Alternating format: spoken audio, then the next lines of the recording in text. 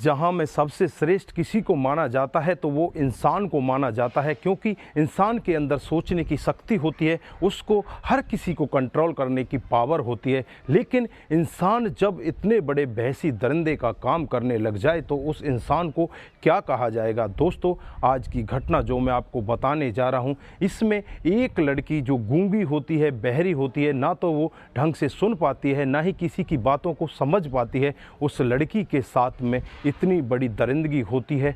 वो लड़की अचानक अपने घर से गायब हो जाती है और गायब होने के बाद जब अगले दिन उसकी डेड बॉडी एक मक्के के खेत में मिलती है तो वहाँ के जो लोग बाग होते हैं ये पूरा मामला सुनकर एक बार के लिए दंग हो जाते हैं। सभी लोग बाग रोड पर आ जाते हैं और जब इस मामले का खुलासा होता है तो एक ऐसा चौंकाने वाला सत्य वहाँ पर दिखाई देता है कि इंसानियत को लोग बाग शर्मसार कर जाते हैं। दोस्तों, अगर आप भी पूरा मामला सुनेंगे तो एक बार के लिए सोचने के लिए मजबूर हो सकते हैं। आइए दोस्तों, जानते हैं पूरा मामला क्या था। नमस्कार, जय हिंद। आप देख रहे हैं APH न्यूज़ राहुल रावत के साथ। तो दोस्तों, आज की जो मैं हकीकत की घटना आपको बताने जा रहा हूं, बिहार के कटिहार के एक गांव की घटना है। गांव का नाम तो आज मैं लेने वाला नहीं हूं। यहां की रहती है जिसका नाम होता है पूनम और जिसकी उम्र लगभग 20 साल होती है, जो ना तो ढंग से सुन पाती है, ना ही वो बोल पाती है। वो गूंगी होती है, बहरी होती है, लेकिन वो देखने में बहुत ही ज़्यादा सुंदर होती है।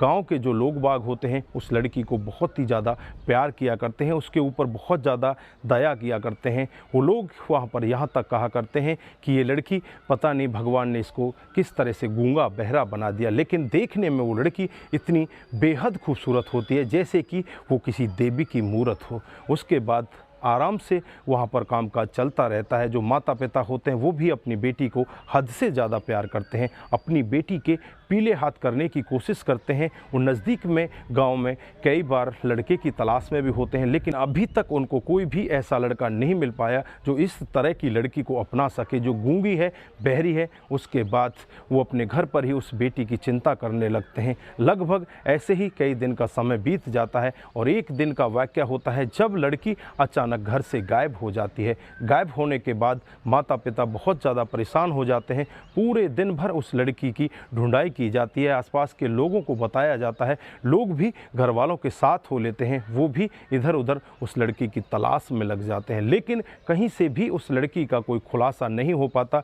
नज़दीकी पुलिस स्टेशन में पहुंच जाते हैं, वहां जाकर बेटी की गुमशुदगी की रिपोर्ट दर्ज करा दी जाती है, लेकिन पुलिस वाले भी उस लड़की को ढूंढ नहीं पाते। अगली पूरी रात गुजर जाती है, उससे अगला दिन आता है। जैसे ही अगला दिन आता है, जो गांव के कुछ लोग खेतों पर जाते हैं तो खेतों पर जाकर देखते हैं एक मक्के के खेत में एक डेड बॉडी पड़ी हुई है। अब डेड बॉडी को देखकर एकदम से उनकी आंखें फटी की फटी रह जाती हैं कि ये डेड बॉडी तो उसी लड़की की है जिसका नाम पूनम है, जो गूंगी बहरी है। अब गाँव के लोगों में जब इस तरह का मामला पहुँचता है तो गाँव के लोगों का रोष वहाँ पर देखने वाला होता है कि लोग होते हैं वो नज़दीकी उस खेत के पास पहुंच जाते हैं और वहां जाकर हंगामा करने लगते हैं, पुलिस के ऊपर दबाव बनाने लगते हैं। पुलिस भी मौके पर पहुंच जाती है। उससे कहा जाता है कि अगर मुजरिमों को नहीं पकड़ा गया तो हम बहुत बड़ा हंगामा खड़ा कर देंगे। दोस्तों, जब पहली बार उस लड़की की डेड बॉडी को देखा जाता है तो उस लड़की के कपड़े फटे हुए हैं, उसकी आंखों से ब्लड बह रहा है, उसके कानों से खून निकल रहा है, इधर उसके पैर भी ऐसा लग रहा है कि जैसे टूटे पड़े हैं।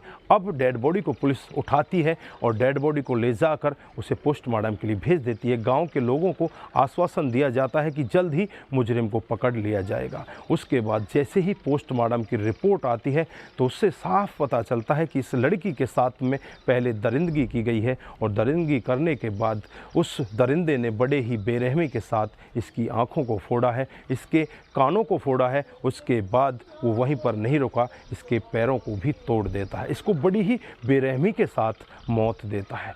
शायद उस लड़की ने उसका विरोध किया होगा और विरोध के चलते हुए मुजरिम ने इतने बड़े क्राइम को अंजाम दे दिया।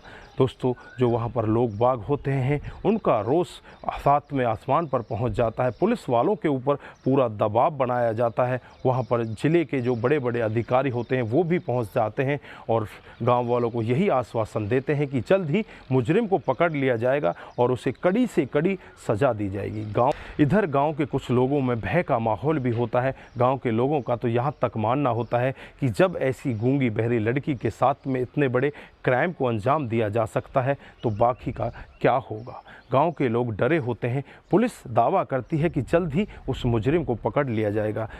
दोस्तों, खबर लिखे जाने तक उस मुजरिम को नहीं पकड़ा गया था, लेकिन पुलिस का दावा है जल्द ही उस मुजरिम को पकड़ा जाएगा। दोस्तों, इस घटनाक्रम को सुनाने का उद्देश्य सिर्फ आपको जागरूक करना है, आपको बताना है कि हमें अपने बच्चों का किस तरह से ध्यान रखना चाहिए। हमें बच्चों को ऐसे कभी भी अकेले बाहर नहीं जाने देना चाहिए। शायद ये लड़की अपने घर से अकेली बाहर निकली होगी और बाहर निकलते ही दरिंदों की नज़र इस लड़की पर पड़ गई और उसके बाद उसे इस तरह से खेत में ले जाकर उसके साथ पहले दरिंदगी करते हैं और उसके बाद उसकी आंखों को फोड़ देते हैं, उसके कानों को फोड़ देते हैं। वो लड़की चीखी भी ज़रूर होगी, चिल्लाई भी ज़रूर होगी, लेकिन किसी भी दरिंदे के पास उसकी आवाज़ तक नहीं पहुंची। उसने कितना दर्द सहन किया होगा।